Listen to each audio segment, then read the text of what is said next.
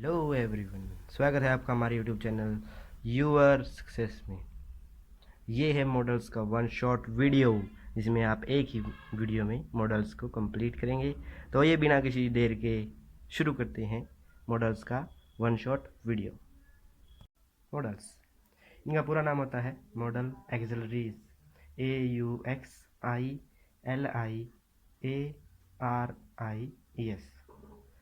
इनका मतलब एक्सिलरी का मतलब सहायक। तो मॉडल एक्सिलरीज जो होती हैं उनको हम हेल्पिंग वर्ब भी बोलते हैं। तो मॉडल का मतलब क्या हो गया? सहायक क्रियाएं। तो मॉडल क्या है? एक सहायक क्रिया है। तो ये 13 प्रकार के होते हैं। कितने भाग हैं? 13 मॉडल माने जाते हैं। पहला मॉडल है विल, दूसरा शेल, तीसरा शुड, चौथा वुड, पांचवा कैन, नंबर 6 कुड, सातवां मे, आठवां माइट, नौवां मस्ट, 10वां यूज टू, और जो 11वां यानी 11th है और टू, 12th डेयर, और 13 and the last one is need. तो पहले इनकी हम जान लेते हैं करेक्टरिस्टिक्स, यानी इनके गुण, इनकी विशेषताएं क्या है। तो इनका पहला करेक्टरिस्टिक है they can not use without the main verb, और they use with the main verb, यानी कि ये जो मेन वर्ब होती है उसके बिना, मेन वर्ब जैसे सी देखना और राइट लिखना, ये है मेन वर्ब, उनके बिना इनको हम प्रयोग नहीं कर सकते। जैसे ही विल बिकम, देखिए विल क्या है? एक मॉडल है, और बिकम एक वर्ब है, मेन वर्ब है। तो ये अगर हम ऐसे लिखेंगे he will a good player, तो ये हमारा गलत हो जाएगा।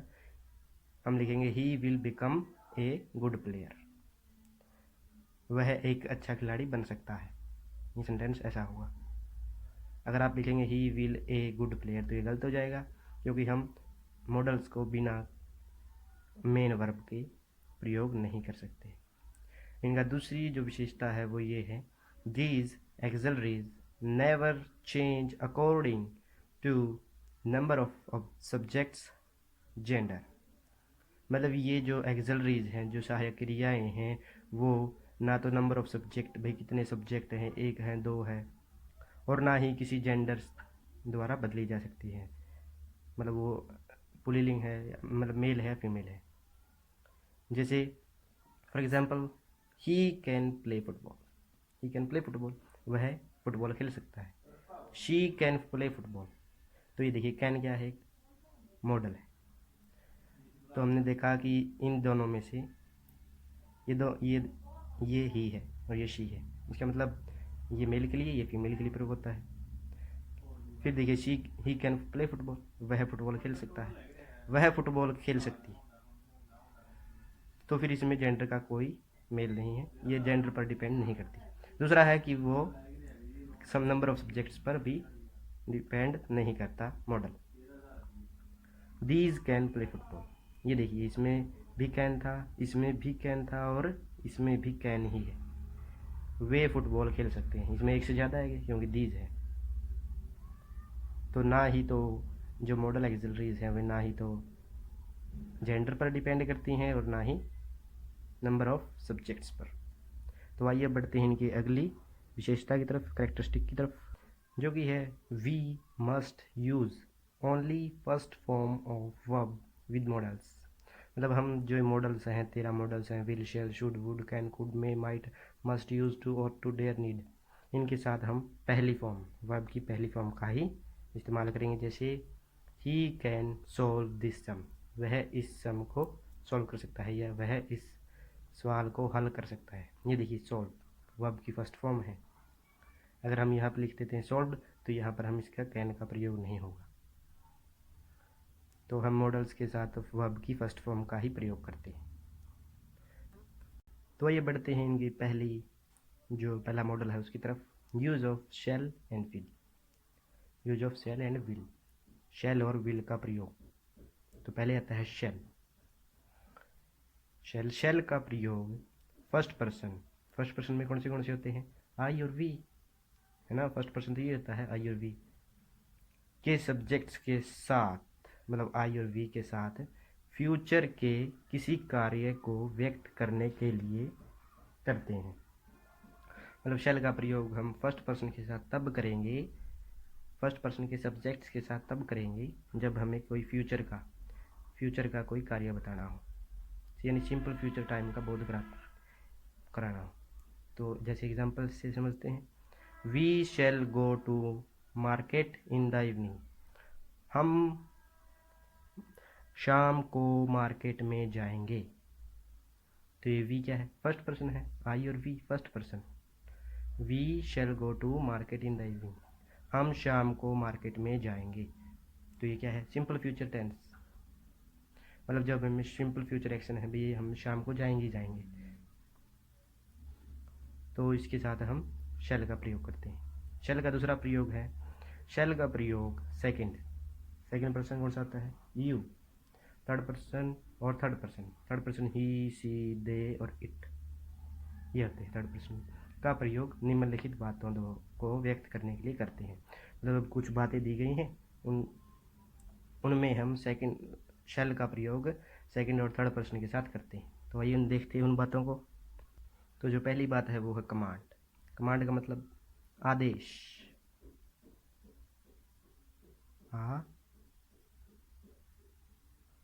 आदेश या फिर आज्ञा, मतलब आदेश देना या फिर आज्ञा देना, कमांड होता है।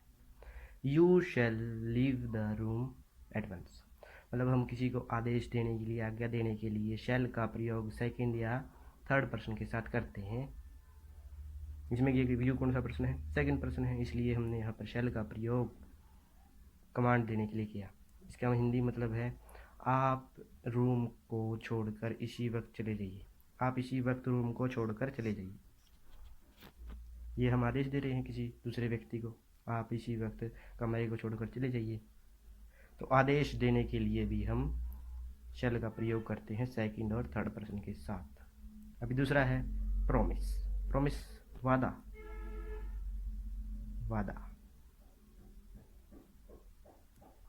Promise, you shall gate a reward, हम किसी को वादा करने के लिए भी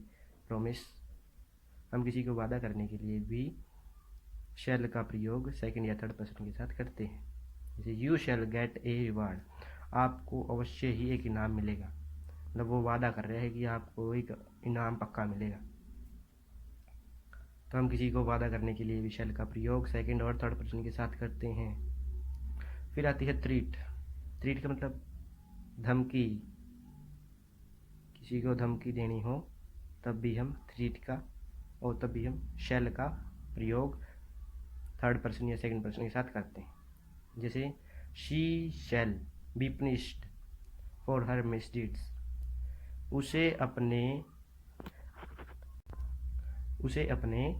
दुष्कर्मों, मिसडीड्स का मतलब दुष्कर्मों की सजा मिलेगी, उसे अपने दुष्कर्मों की सजा मिलेगी। ये क्या दे रहे हैं हम, धमकी दे रहे हैं उसे अपने दुष्कर्मों की सजा मिलेगी।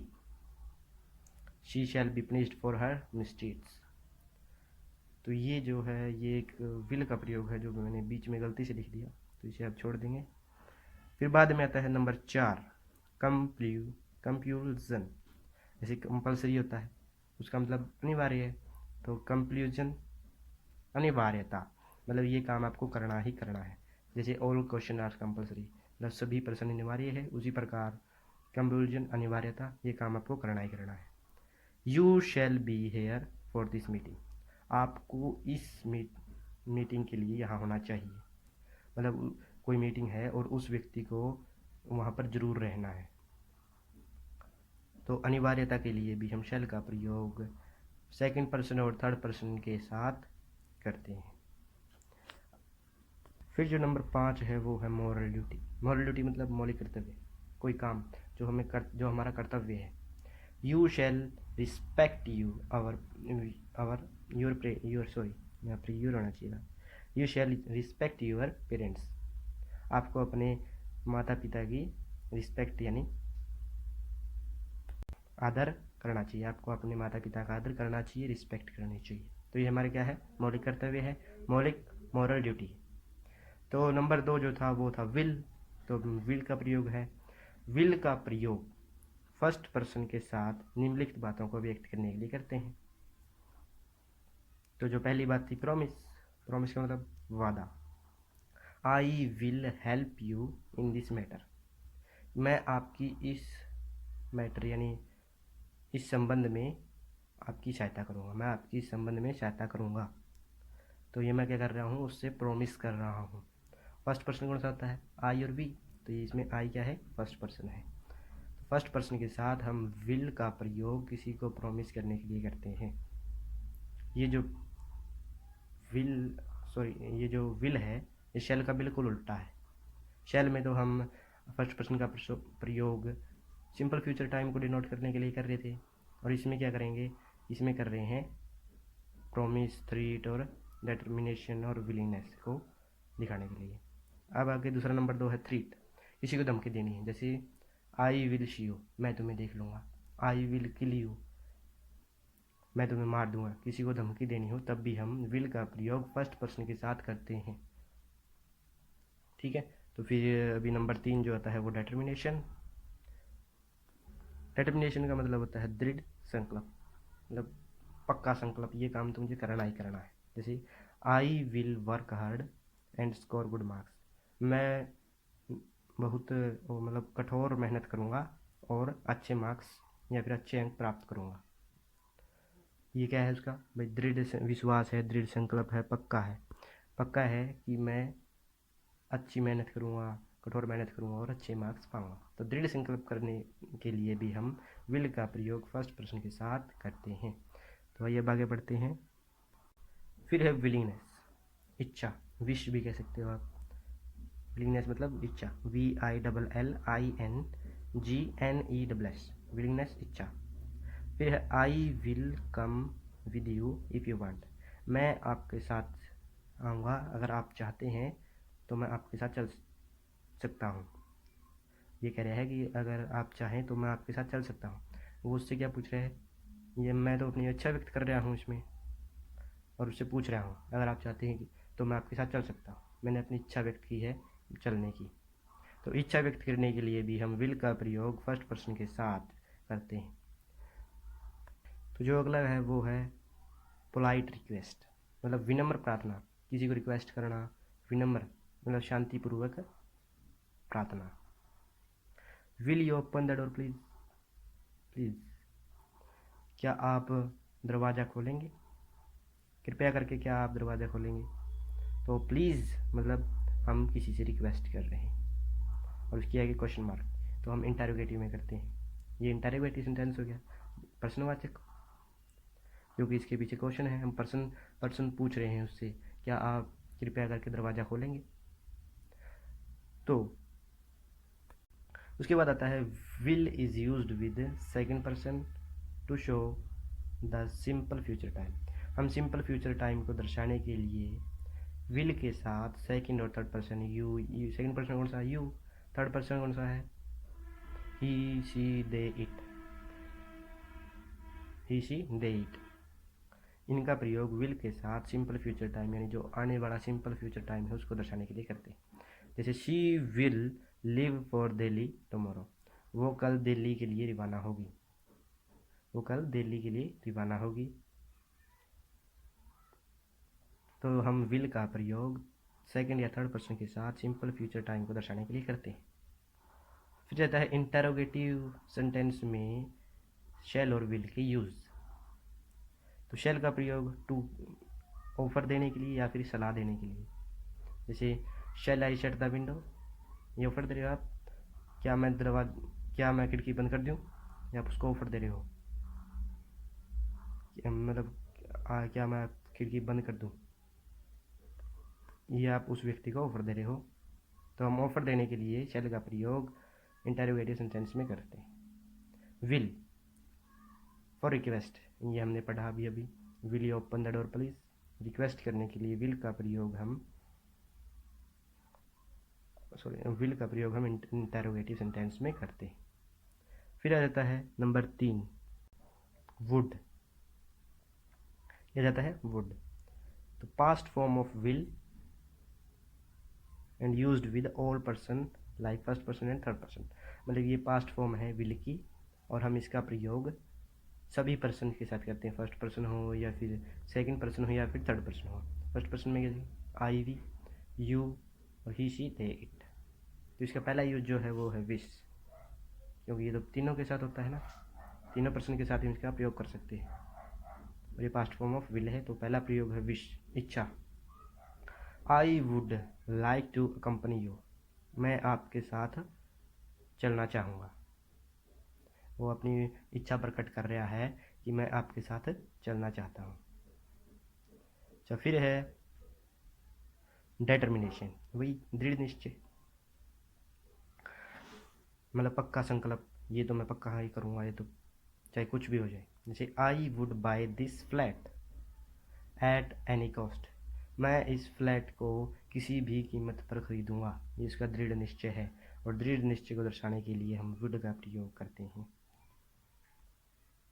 जैसे विल में भी आया था ना, हाँ, विल का प्रयोग करते हैं और वुड का, क्योंकि वुड विल की पास्ट फॉर्म है। फिर इम्प्रोबेबल कंडीशन, असंभव स्थिति, ये मतलब ये तो हो ही नहीं सकता। जैसे if I were an astronaut I would take you to Mars. अच्छा, अगर मैं एक अंतरिक्ष, मतलब अगर वो एक अंतरिक्ष यात्री होता तो वो उनको मार्स पर ले जाता। अगर यदि मैं एक अंतरिक्ष यात्री होता तो मैं आपको मार्स पर ले जाता, है तो नहीं ना, तो ऐसे में स्थिति के लिए वो बन नहीं सकता। ऐसे में स्थिति को दर्शाने के लिए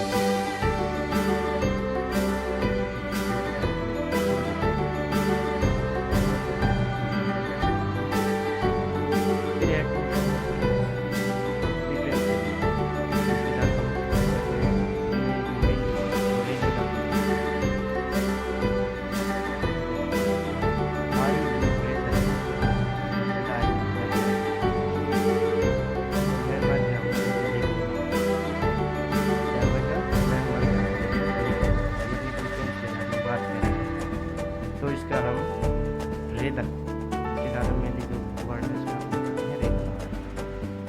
फिर है नंबर 6 पास, कोई पुरानी आदत है, उसके लिए भी हम वुड का प्रयोग करते हैं।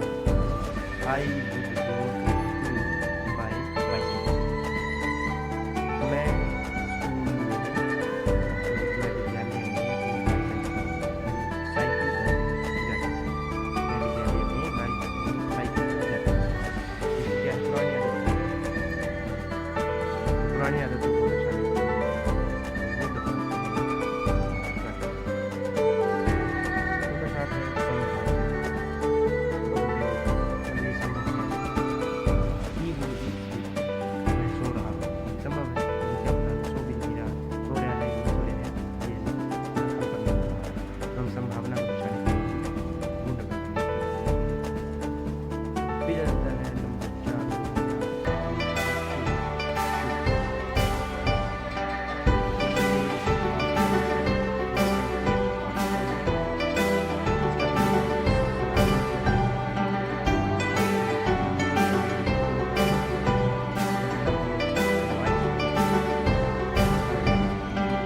You should avoid bad company, आपको बुरी संगत को टालना चाहिए। अवॉइड मतलब टालना, बैड कंपनी मतलब बुरी संगत, कंपनी मतलब संगत, तो आपको बुरी संगत को टालना चाहिए। हम क्या करते हैं, इसको सलाह दे रहे हैं, तो एडवाइस देने के लिए भी हम शुड का प्रयोग करते हैं। नंबर 2 है वो है मॉरल ड्यूटी, मौलिक कर्तव्य, वही है मौलिक कर्तव्य।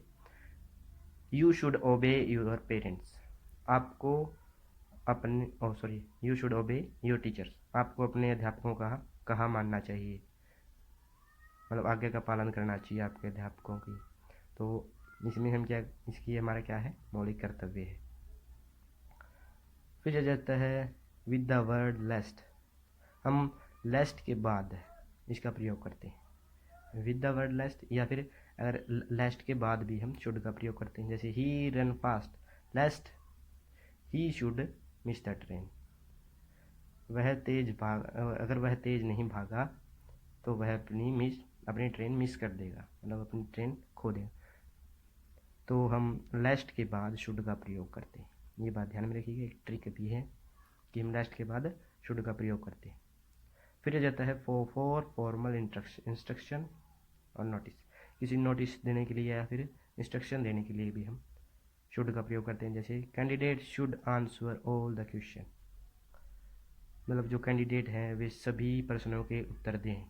ये क्या है, इंस्ट्रक्शन दी गई है। लिखा होता है ना एग्ज़ाम पेपर में कि भाई सभी प्रश्नों के उत्तर दें। फिर है पॉसिबिलिटी, नंबर 5 है पॉसिबिलिटी, संभावना, जिसे हम कहते हैं संभावना। ये देखिए हमने यहाँ पर पढ़ा था संभावना। I think he should come tomorrow, मैं सोचता हूँ कि वो कल आएगा, कि वो सोच रहा है कि वो कल आएगा। इसकी क्या है, पॉसिबिलिटी है, संभावना है। तो संभावना के लिए भी हम शुड का प्रयोग करते हैं। तो ये बढ़ते हैं अगले, जो है नंबर 5 कैन। ये है नंबर 5 जो कि है यूजेस ऑफ कैन। कैन के यूज़ पढ़ेंगे इसमें हम। कैन मीन्स बी एबल और नो हाउ टू, मतलब कैन का मतलब ही एबल होता है, मतलब सक्षम है, और कैसे करना है, हाउ टू कैसे।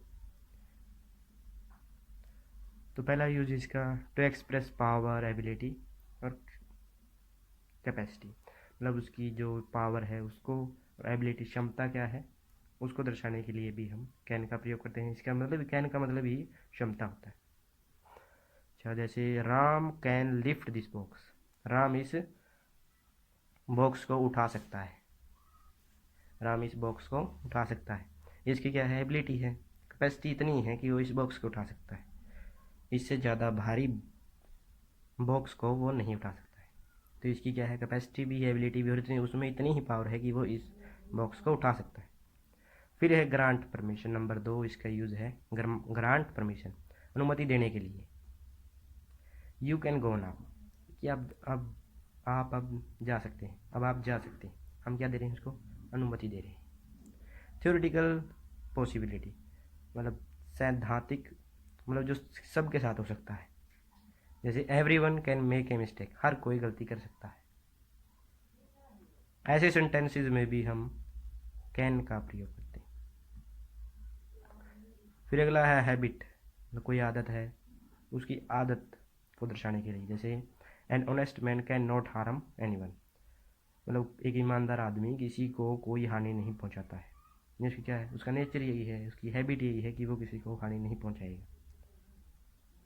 तो फिर है सीकिंग परमिशन, अनुमति लेना, किसी से अनुमति लेना ही के लिए भी हम कैन का प्रयोग करते हैं। जैसे can I take your bike, क्या मैं आपकी बाइक ले सकता हूँ, क्या मैं आपका मोटरसाइकिल ले सकता हूँ। हम क्या ले रहे हैं, उससे परमिशन लेना है, और परमिशन देने के लिए भी हम कैन का प्रयोग करते हैं। ठीक है, अब हम पढ़ेंगे usages of could. Usages of could, could के यूज़ पढ़ेंगे भी हम। इसका प्रयोग हम करते हैं past form of can in reported speech. Reported speech मतलब जैसे एक्टिव वॉइस को पेसिव वॉइस में बदलना होता है, तो पेसिव वॉइस ही हमारी रिपोर्टेड स्पीच होती है। जैसे he said I can beat you in the race, इसमें क्या है, कैन है, और ये क्या है, पेसिव वॉइस है। ये कोमा है और इन्वर्टेड कोमाज है, यहाँ पर भी इन्वर्टेड कोमाज है, तो ये एक पेसिव वॉइस है। हम इसमें जब हम इसको, सॉरी एक्टिव वॉइस है, इसको पेसिव वॉइस बनाएंगे तो हम इसमें कुड का प्रयोग करेंगे। इसका प्रयोग करेंगे कुड का, तो फिर हमने कैन से यहाँ पर क्या बना दिया, कुड का। तो कुड का प्रयोग पास्ट फॉर्म ऑफ कैन में होता है, रिपोर्टेड स्पीच में होता है। तो इसका दूसरा यूज जो है वो है to show past ability, power और कैपेसिटी, मतलब भूतकाल में उसमें कितनी एबिलिटी थी, कितनी क्षमता थी, कितनी उसमें ताकत थी, और कितनी कैपेसिटी थी। जैसे when I was young I could run 10 kilometres, ये कहता है जब मैं जवान था तब मैं 10 किलोमीटर दौड़ जाता था, मतलब उसमें इतनी पावर थी कि वो 10 किलोमीटर दौड़ जाता था। I could run 10 kilometres, when I was young I could run 10 kilometres. ये उसकी पावर है, एबिलिटी है और कैपेसिटी है। फिर है नंबर 3 पोलाइट रिक्वेस्ट, या फिर परमिशन लेने के लिए भी हम कुड का यूज़ करते हैं। जैसे कुड आई स्मोक हेयर, क्या मैं यहाँ धूम्रपान कर सकता हूँ, कुड आई स्मोक हेयर।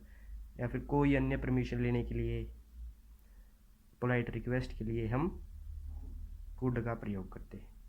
फिर है अनरियल सिचुएशन, यानी कि जो हो नहीं सकता, हो तो सकता है लेकिन हमें मेहनत करनी पड़ती है। जैसे if you work hard you could success, कि अगर आपने मेहनत की होती तो आप सक्सेस यानी सफल हो जाते, लेकिन अब तो नहीं हो सकता ना। अगर पहले उसने मेहनत की होती तो वो सफल हो जाता, तो जो अब नहीं हो सकता उसको दर्शाने के लिए भी हम कुड का प्रयोग करते हैं, अनरियल सिचुएशंस। तो ये थे कुड के 4 यूज़। अभी जो है हम पढ़ेंगे यूजेस ऑफ मे। तो मे का पहला यूज है टू टेक और गिव परमिशन। टू टेक और गिव परमिशन, परमिशन लेने या देने के लिए हम मे का प्रयोग करते हैं। जैसे मे आई कम इन सर, क्या मैं अंदर आ सकता हूँ श्रीमान। यस यू मे, आप आ सकते हैं। ये हमने परमिशन दी है और यहाँ पर हमने परमिशन ली है। तो परमिशन लेने के लिए या और देने के लिए हम मे का प्रयोग करते हैं। फिर इसका दूसरा use to show wish, pray और ब्लेस, मतलब अपनी इच्छा जाहिर करने के लिए, प्रार्थना करने के लिए, और ब्लेस मतलब आशीर्वाद देने के लिए हम ऑप्टेटिव केस कौन सा होता है जिसमें हम किसी को आशीर्वाद देते हैं, उसके लिए प्रार्थना करते हैं, उसे ऑप्टेटिव केस कहते हैं। उसके पीछे एक्सक्लेमेटरी साइन होता है, कौन सा साइन, एक्सक्लेमेटरी। इसी प्रकार इस उदाहरण है जैसे मे यू लाइव लॉन्ग, आपकी उम्र लंबी हो, दीर्घायु हो। तो ये क्या है, उसकी इच्छा है, वो उसके लिए उसको आशीर्वाद दे रहा है, उसके लिए प्रार्थना कर रहा है। मे यू लाइव लॉन्ग, आपकी आयु लंबी हो। तो इच्छा, प्रार्थना और आशीर्वाद देने के लिए हम मे का प्रयोग करते हैं। फिर है नंबर 3 मोर पॉसिबिलिटी, मतलब ज़्यादा संभावनाएं, मतलब इसकी तो पक्की में पक्की संभावना है, ज़्यादा संभावना है। इट मे रेन टुडे, आज वर्षा हो सकती है, मतलब आज संभावना है कि आज वर्षा हो जाए, आज वर्षा हो सकती है। तो ज़्यादा पॉसिबिलिटी, ज़्यादा संभावना के लिए भी हम मे का प्रयोग करते हैं। फिर है टू शो पर्पजेज, नंबर 4 जो भी है टू शो पर्पजेज, पर्पजेज को दर्शाने के लिए। जैसे अगर हम वो करेंगे तो वो होगा, ऐसे करने के लिए। जैसे we eat food so that we may live, हम खाना खाते हैं इसलिए हम जिंदा हैं। हम खाना खाते हैं इसलिए हम जिंदा हैं, क्योंकि हम खाना खा रहे हैं तभी हम जिंदा हैं। तो इसको दर्शाने के लिए, पर्पजेज को दर्शाने के लिए भी हम मे का प्रयोग करते हैं। फिर है अनसर्टेनिटी, अनिश्चितता, अनिश्चित हो भाई, उसको पता नहीं है, कितनी निश्चित नहीं है भाई ये बात पक्की है या कच्ची।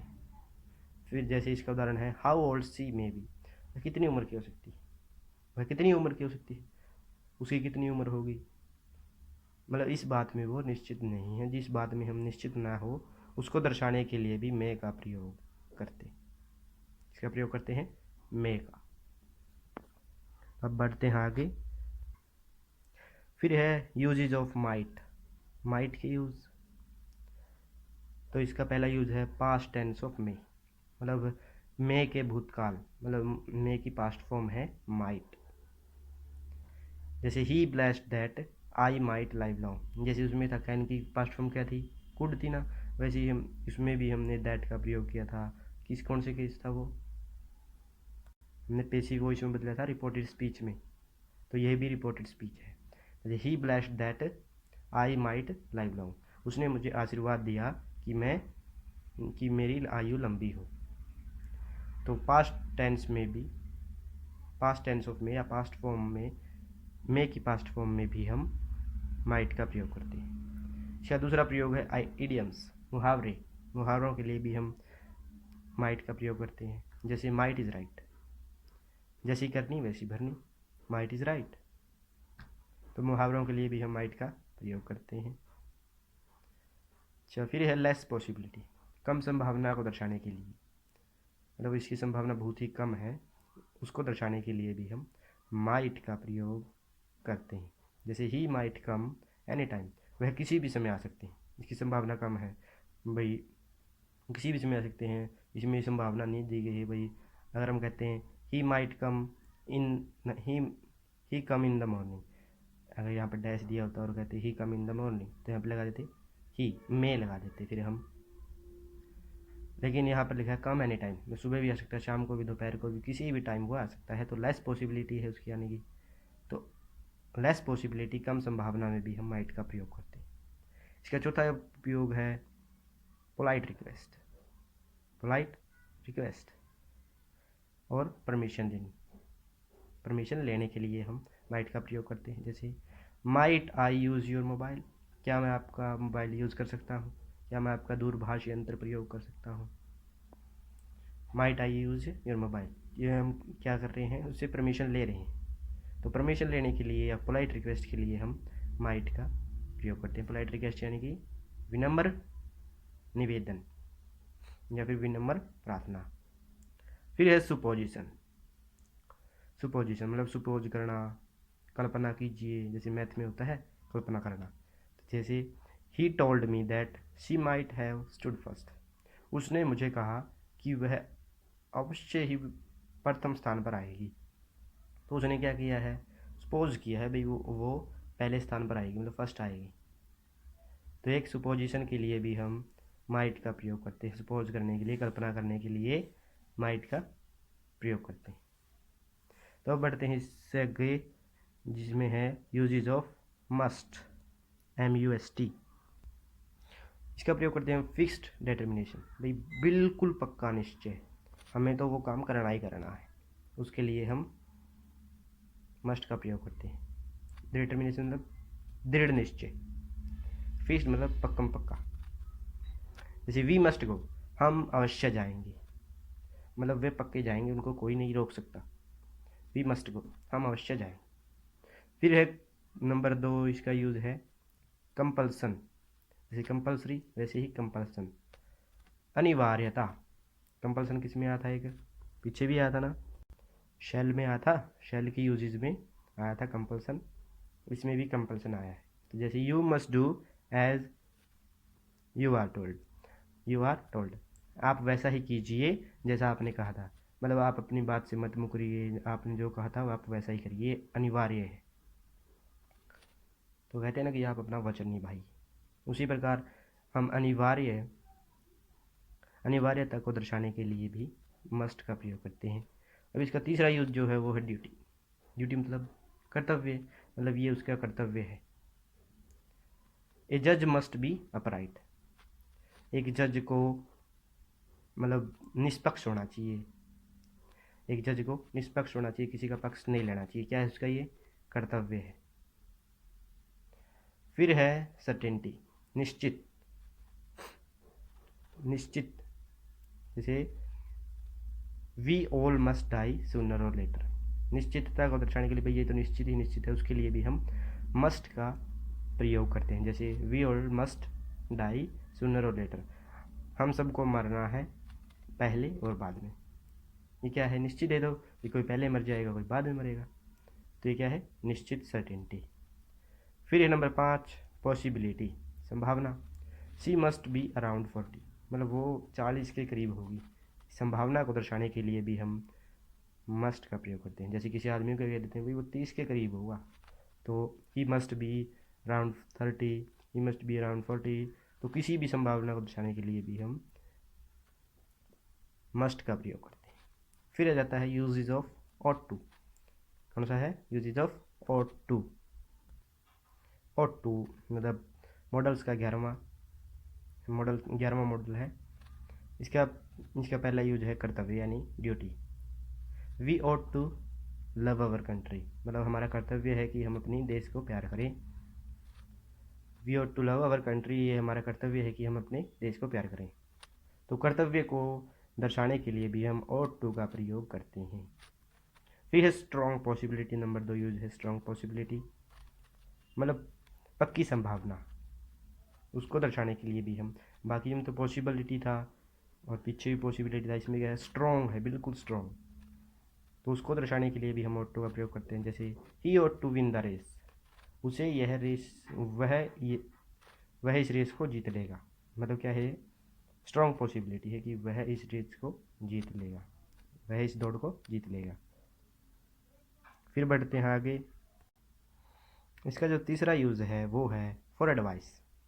सलाह देने के लिए भी हम ought to का प्रयोग करते हैं। जैसे you ought to read the Gita, आपको गीता पढ़नी चाहिए। ये हम क्या दे रहे हैं, किसी को सलाह दे रहे हैं, तो सलाह देने के लिए भी हम ought to का प्रयोग करते हैं। ये समझ में आ गया। तो अब आइए बढ़ते हैं आगे। यूजेज ऑफ यूज टू के यूज है habit in the past, HABIT, habit in the past, मतलब जो हमारी पुरानी आदतें थी उनको दर्शाने के लिए हम यूज टू का प्रयोग करते हैं। जैसे he used to walk in the morning, वो मतलब सुबह सैर करने जाते थे, अब नहीं जाते हैं। पहले वो हर सुबह सैर करने जाते थे, तो अब नहीं जाते हैं। तो ये क्या है, उसकी हैबिट इन द पास्ट, मतलब जो पुरानी आदत है। फिर है डिसकंटिन्यूड एक्शन, यानी कि ये वो एक्शन होता था, हर रोज़ होता था, वो काम हर रोज़ होता था, लेकिन अचानक से बदल गया। जैसे he used to drink beer, now he drinks wine. जैसे वो पहले बियर पीता था, अब क्या पीता है, वाइन पीता है। तो ये क्या हो गया, पहले मतलब वो बियर पीता था, हमेशा ही पीता था, लेकिन आज अब उसने क्या पी ली, वाइन पी ली। तो क्या हो गया, डिसकंटिन्यूड, मतलब एकदम से एक काम बदल गया, मतलब जो पहले काम करता था वो अब नहीं करता है। फिर हम ये है यूज टू के यूज़। फिर हम पढ़ते हैं अभी, इससे आगे है यूजेज ऑफ नीड के यूज़ हैं। इसका पहला यूज है नेसेसिटी, मतलब ज़रूरत, किसी को उसकी ज़रूरत है, ज़रूरत के लिए भी हम नीड का प्रयोग करते हैं। जैसे आई नीड ए बुक, मुझे एक किताब चाहिए, या फिर क्या है, इसको ज़रूरत है उस पुस्तक की, उस किताब की जो उसे चाहिए, तो आई नीड ए बुक, मुझे एक किताब चाहिए। फिर है दूसरा नेगेटिव एंड इंटेरोगेटिव सेंटेंसेस। हम नेगेटिव जैसे नॉट, किसी को ना उत्तर देना है, इंटेरोगेटिव कोई प्रश्न पूछना है, उसके लिए भी हम नीड का प्रयोग करते हैं। जैसे need you have some money, क्या आपको कुछ पैसे चाहिए, नो आई नीड नॉट, मुझे पैसे नहीं चाहिए। इसमें क्या कर रहे हैं, ये है इंटेरोगेटिव सेंटेंस, ये क्या है, नेगेटिव सेंटेंस। नो बोलने के लिए ना बोलना नेगेटिव सेंटेंस होता है। इंटेरोगेटिव मतलब प्रश्न पूछना, क्या आपको कुछ पैसे चाहिए, नहीं, मुझे नहीं चाहिए। फिर आ जाता है यूजेज ऑफ डेयर। इसमें कोरेज, साहस, इसका मतलब क्या है, साहस करना। जैसे he dares to oppose his father, उसने अपने पिता का विरोध करने का साहस किया, मतलब उसने साहस किया कि वो अपने पिता का विरोध करेगा। तो साहस के लिए भी हम, कोरेज के लिए भी हम डेयर का प्रयोग करते हैं। फिर नीड के जैसे ही सेम है, नेगेटिव एंड इंटेरोगेटिव सेंटेंसेस में भी हम डेयर का प्रयोग करते हैं। जैसे dare you walk in the dark nights, क्या आप काली अंधेरी रातों में घूमते हैं, नो आई डेयर नॉट, नहीं मैं नहीं घूमता, नहीं मैं नहीं।